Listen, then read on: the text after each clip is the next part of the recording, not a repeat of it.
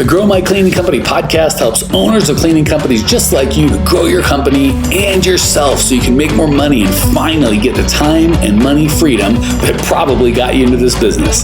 Discover how to automate and create systems that allow you to grow like crazy without losing control. If you dig the show and want to show some love, subscribe, rate, and review on iTunes. It really helps. Enjoy the show. Hey, Cleaning Nation, Mike Campion here with Ronald and Samayyah Brown with 2 Y's, by the way, just in case you to challenge my literacy, which ain't great to start. 2 Y's, Samayyah. And to get Brown, the easiest last name in the whole wide world, and Samayyah, not the hardest first name, but ain't the easiest. That's for Dag, I'm sure. They started Joyful Haven Cleaning, August 2019. They're in Tacoma, Washington. They do both residential and commercial. I already told them I'd yell at them later. They're mostly out of cleaning, which is fantastic. And I am so excited to introduce them to you, Cleaning Nation. And before I kind of let them say hello, for those of you joining us on YouTube or on the video, when you see their smiles, they're clearly Joyful Haven Cleaning. Like, they just lovely smiles. They're just like, they make me like 12% more joyful just being able to see them. So that said, what do you people have to say for yourselves? Hey guys, how are you? Samayyah with 2 Y's. Samayyah with 2 Y. Mike with 1 I, just so you know. So we're going to play that. Ronald, hopefully with 1 R. Yeah. Well, I love to let my wife introduce. So something is, I think their home is currently on fire. So this might like go a little faster on this podcast so we can get them and their family out safely. But next to a fire station down the street. So it's holy heck. All right, hold on. We're going to talk cleaning. But when you moved in, did you know that and just say we're going to take our lumps? Or did you find out after you moved in? After we moved in, it wasn't even right away. It was like weeks later. And then all of a sudden you we own realized it or rent it? We're renting. Yeah. Okay, so we at some point you're probably like, well, we're out. Best of luck, new renter. Good luck, guys. No. Oh man. Anyway. Well, I like to let my wife start off because she's the great storyteller. She shares it very well, and she's the brains. I'm just kind of here, you know. Holy heck, totally Samayyah with 2 Y's. This dude's a keeper. Like he is a keeper, but not for that reason. Not for lying. He just lied to you. But yeah, so I guess I started Joyful Haven Cleaning August of 2019, and it was honestly intuition. That's really what it was. I really felt like I was supposed to start this business. I had worked at a big box company for 17 years, and we had just recently had our now 3-year-old son.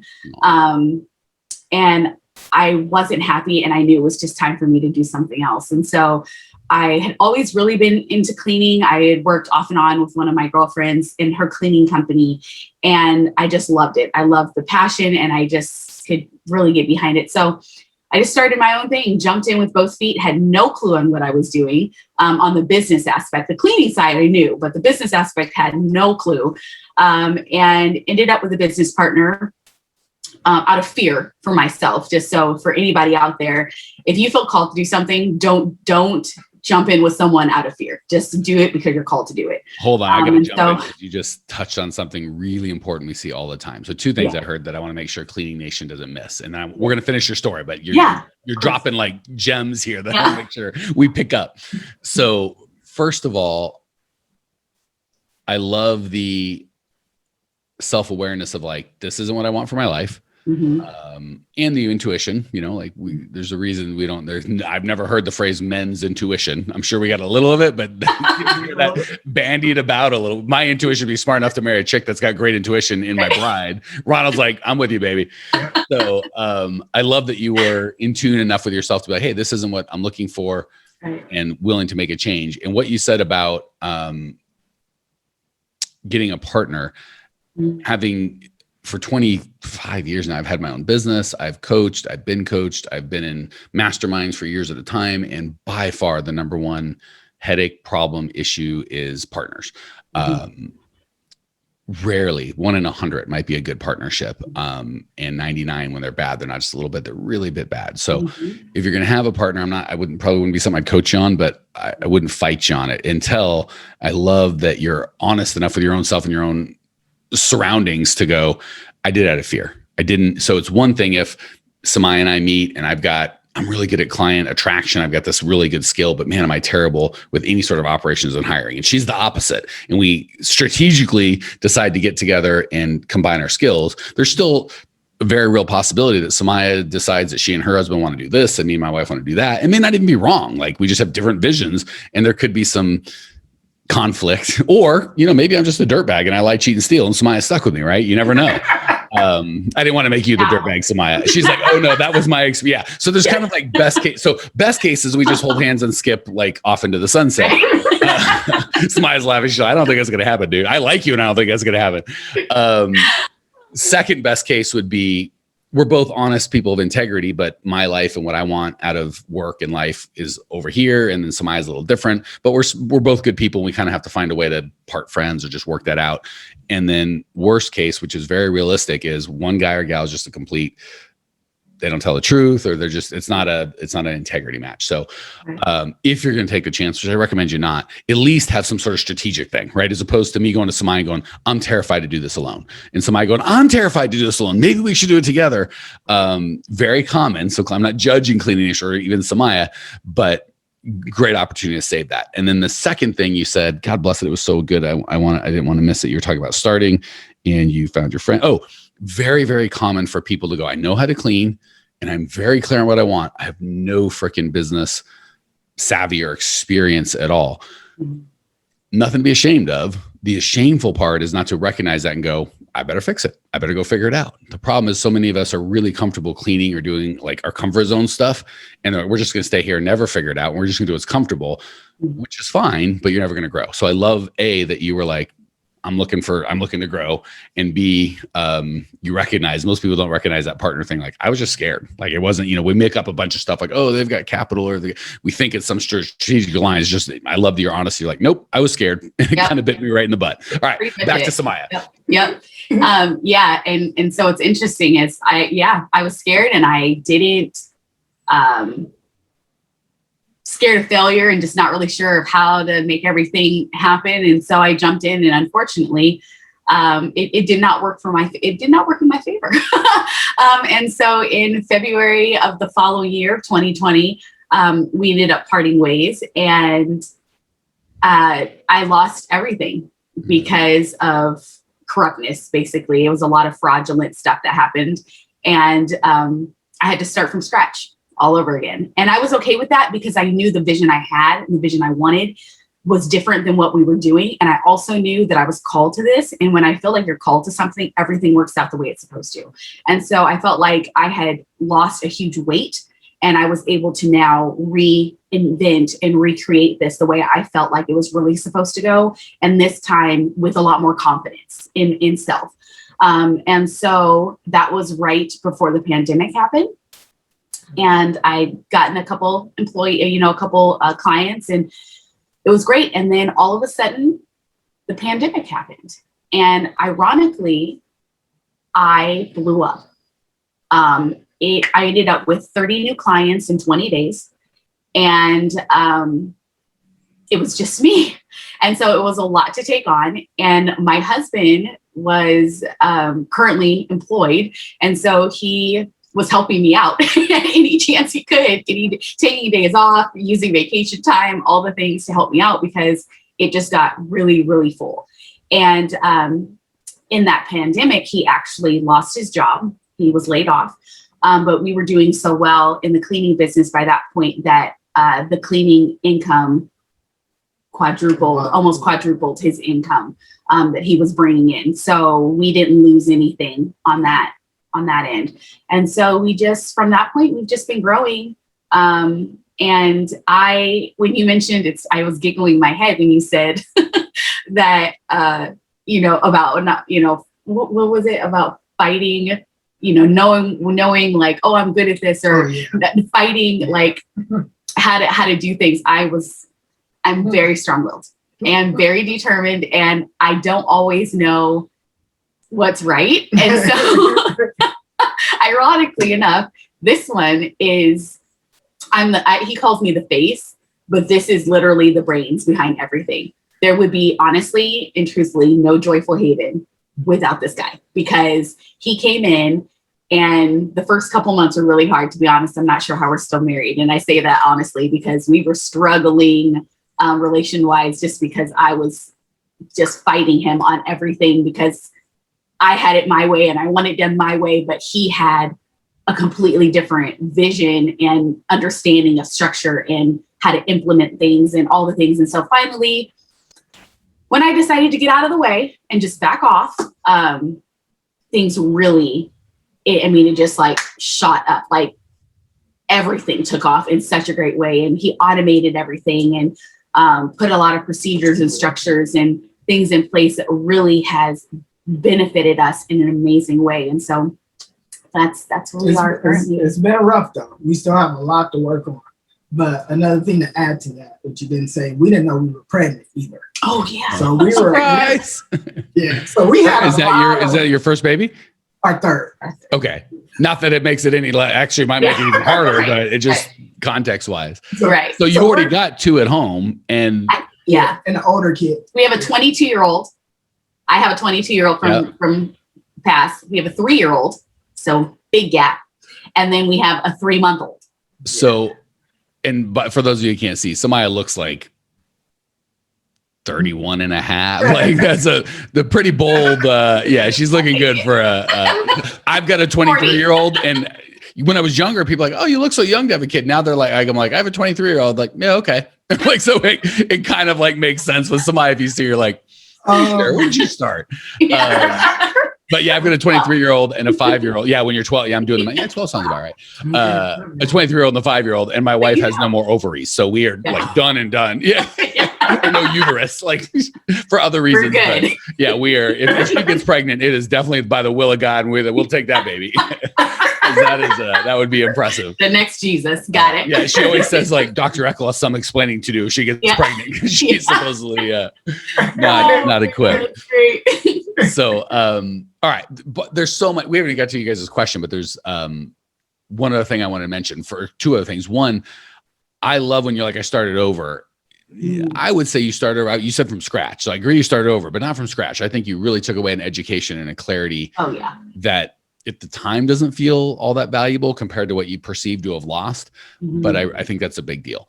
The second thing I want everyone to get is we're all going to have some version, our version of the pandemic. We all had that version, but a version of losing a partner, getting pregnant right in the middle of things getting wacky, a pandemic locally or globally or whatever the case may be.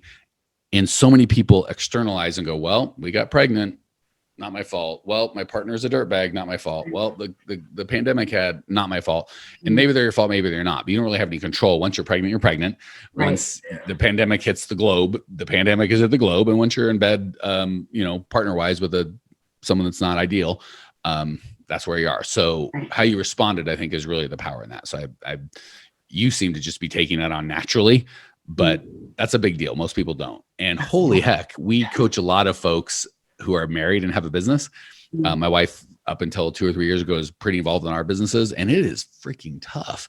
And man, you guys are a great example of support and what that should look like. It's not easy. We talk about how hard partners are. Hard enough when you're not sleeping with them, but when you're like raising a family and I need you to, if your partner doesn't like you, that's kind of okay. If it's a business, not ideal, but you can live with it. But when that guy or gal comes home and gets in bed with you and raises your kids with you, whole different kettle of fish. Right, exactly. And still doesn't like you, then that's a total different dynamic, right?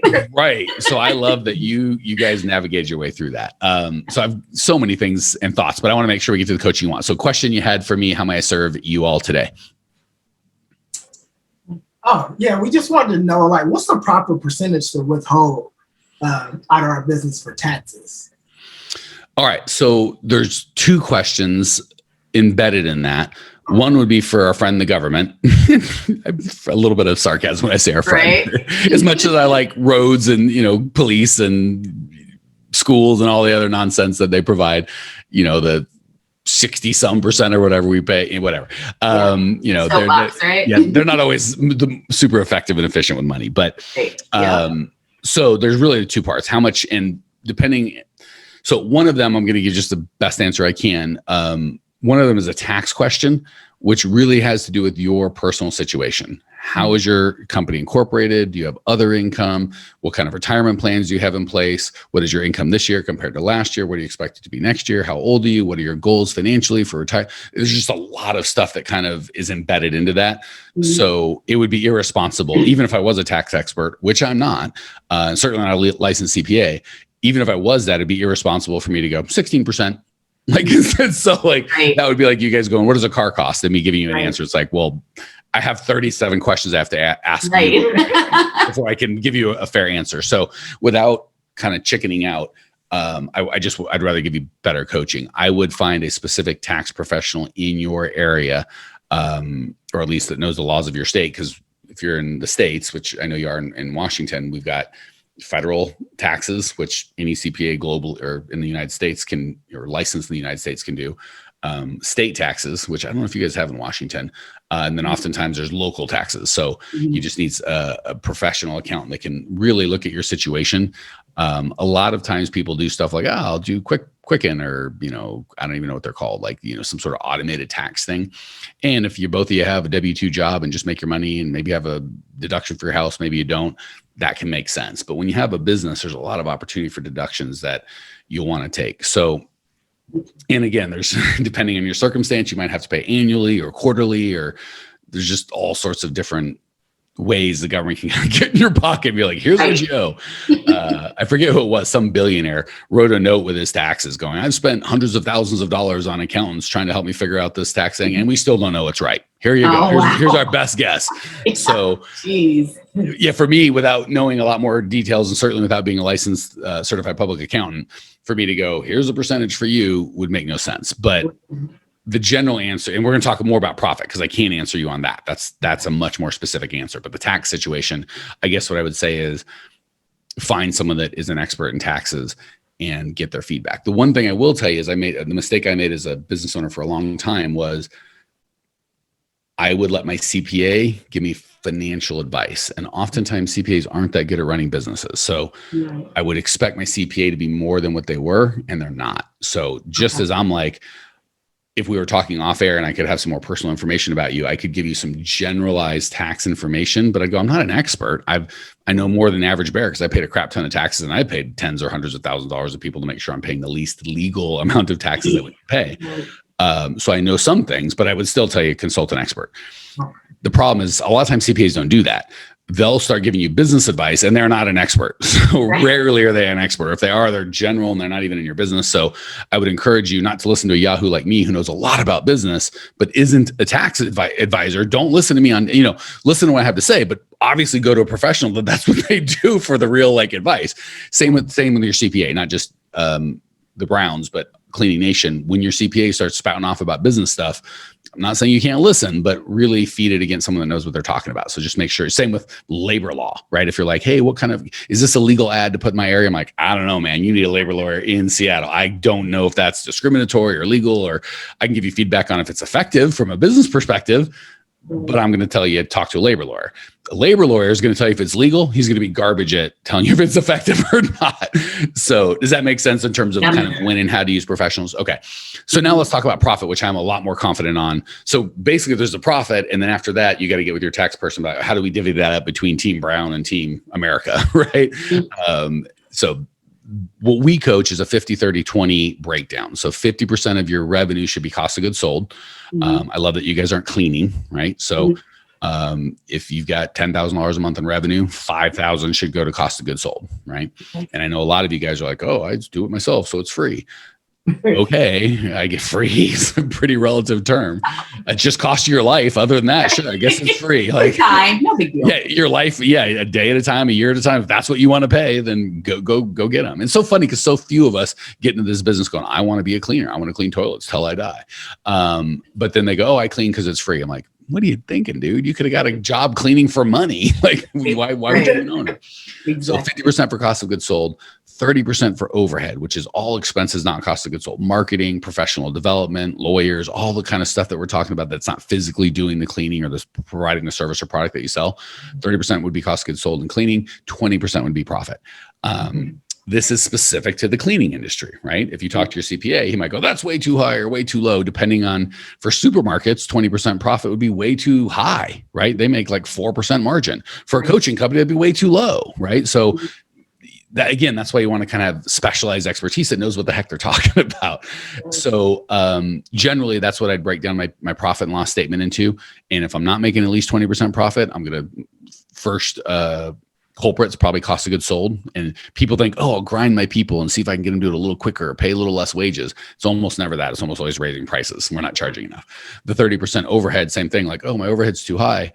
That is where we cut, right? So you can either sell your way out of it, right? If I've got a $10,000 company, my overhead should be $3,000 a month. That's 30%. If it's at $4,000 a month, I can either cut it down to $3,000 by turning stuff off or firing stuff or whatever, or I can sell my way out of it by getting $2,000 a month of new clients. So my overhead grows. The big thing I want to get is people usually swing one way to another. First, they start doing everything on their own and they don't have any overhead. So no marketing, no professional development, no insurance. They don't have all the stuff they need. They're like, I make a 92% profit. It's like, you don't have a business, you got a job, right? That'd be like me working at Walmart going, I keep 92% of my paycheck after taxes. Like, yeah, it's a job. Of course, you have any expenses, knucklehead. It's not a job. It's not a business, it's just a job, right? And then the other side, they'll swing and start, once they realize, I don't want to clean, I don't want to work at Walmart, I don't want to, I want to have a real business. They start hiring and paying for all the stuff, which is great, but they don't have any criterion around it. And then the profit goes to zero. So you can make a mistake by going, I have no profit, and that's okay. It's not. The cool thing about the cleaning business, you can make profit at every level, or going the other way, going, I'm not going to have any overhead. I don't need marketing. I don't need professional development. I don't need insurance. I don't need accounting. I don't need QuickBooks. I don't need anything. Great. You might not, and you'll make an extra nickel today, but tomorrow, that's not a sustainable business. All right. Questions, comments, or remarks before we wrap this thing up? No, that was really good. Yeah. Thank you for those numbers. Yeah. I'm the numbers guy. Yeah. And that's exactly what I need to hear. And I actually watched you before on numbers. So thank you. That makes perfect sense. Cool. Glad if we're giving you value. We're giving other members of Cleaning Nation value. So Cleaning Nation, to sum up, be real careful of partners.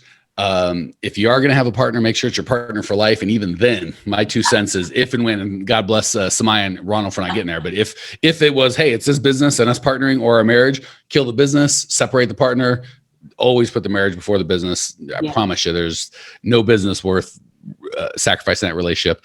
And really just be humble, like Samayyah, going, hey, I know what I know, and I'm real pig-headed. That's good. All that's entrepreneurial type stuff that you need. And at some point you need to go, but I don't know how to do this. Be okay going, I'm good at this and this. I ain't so great at that. And I'm going to find someone that is great at that. And I'm just going to pay them, ask them, whatever, however that looks. I'm going to squeeze out that brain juice and put it into my brain as opposed to just trying to know everything. All right. Clean Nation, appreciate that out of you. If you're like, hey, I need more, I want more, go to growmycleaningcompany.com. We've got over 600 podcasts. There is a online masterclass that's completely free and on demand. I would start there. Check it out. We'll see you there. Well, here we are, the end of the podcast, and you made it. Great job. I've got a little bonus for you for sticking through with me. But like I mentioned before, if you got value out of this podcast and you want to show a little love, subscribe, rate, and review on iTunes, Spotify, wherever the heck you're listening to this thing. Share with a friend, share the love. And as a special thank you for those of you that stuck with me to the end, how about I give you my personal phone number so we can text? It's a great way for me to get to know you, your business, your goals personally. So shoot me a text now, 602-932-6431. That's 602-932-6431. I am the only one who responds to these texts, and I will personally respond to everyone I possibly can as long as this number is manned. Don't know how long we're going to keep this at the end of the podcast, so grab it now, 602-932-6431. Give me a text, say hey, can't wait to meet you.